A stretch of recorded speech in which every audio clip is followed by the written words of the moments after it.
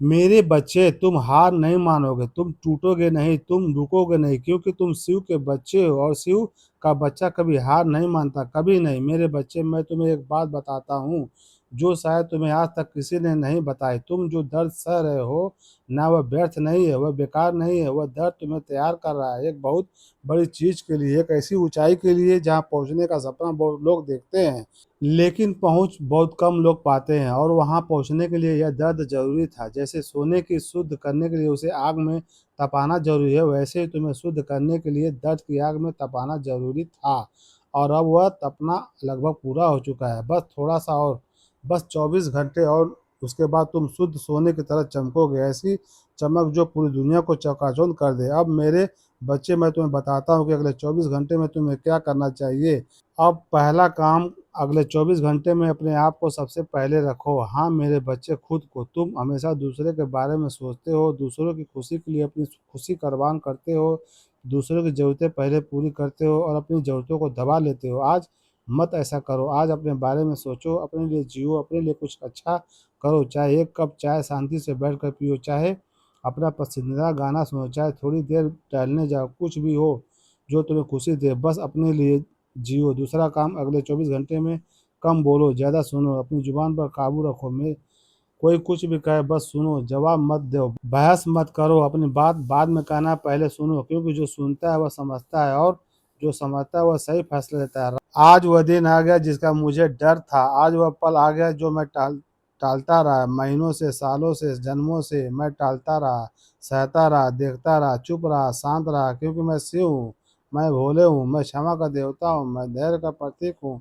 लेकिन हर धैर्य की एक सीमा होती है, हर शांति का एक अंत होता है और हर क्षमा की एक आखिरी हद होती है। आज वह हद पार हो गई, आज वह सीमा टूट गई, आज वह बात तोड़ गया जो मैंने इतने लंबे समय से बांध कर रखा हुआ था। और अब मैं बोल रहा हूँ, आखिरी बार, अंतिम बार। इसके बाद मैं नहीं बोलूँगा, इसके बाद शब्द नहीं होंगे, इसके बाद चेतावनी नहीं होगी, इसके बाद सिर्फ और सिर्फ कर्म होगा, मेरा कर्म, शिव का कर्म। और शिव करता है तो इतिहास बदलता है, भूगोल बदलता है, भाग्य बदलता है और जिंदगियाँ बदलती है।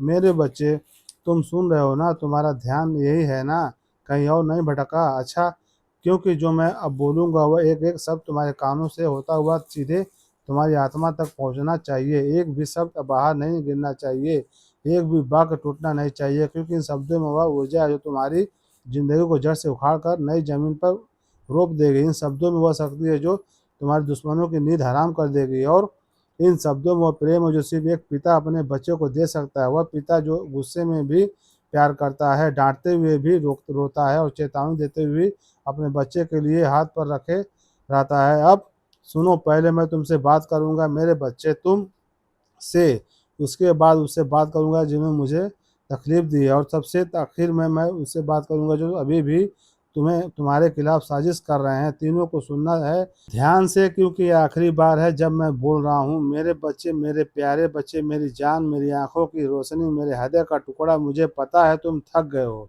बहुत थक गए हो, इतना थक गए हो कि अब उठने का मन नहीं करता। सुबह आँख खुलती है तो लगता है कि काश ना खुलती, रात को सोते हो तो सोचते हो काश ऐसे ही सोया रहता। ज़िंदगी बोझ लगने लगती है, हर दिन एक पहाड़ लगता है जिसे चढ़ना पड़ता है, और चढ़ते-चढ़ते तुम्हारे घुटने काँपने लगते हैं, तुम्हारी साँस खोने लगती है, तुम्हारा शरीर जवाब दे रहा है और सबसे बड़ी बात, तुम्हारा मन जवाब दे रहा है। मुझे सब पता है मेरे बच्चे, मुझे वह रात पता है जब तुम बाथरूम में जाकर रोए थे ताकि कोई ना देखे। मुझे वह दोपहर पता है जब तुमने भूखे रहकर दूसरों को खिलाया और कहा कि मेरा पेट भरा है। मुझे वह शाम पता है कि जब तुम अपनी जेब टटोली और उसमें कुछ नहीं था और तुम्हारी आंखों में एक अजीब सी खालीपन आ गई। मुझे वह रात पता है जब तुमने अपने फ़ोन में मेरी तस्वीर खोली और उस फुसफुसा कर कहा कि भोलेनाथ, अब और नहीं सहा जाता, बस बहुत हो गया, अब या तो सब ठीक कर दो या मुझे उठा लो। मुझे यह पल याद है मेरे बच्चे, और उस पल मैंने रोते हुए तुम्हारे साथ माथे पर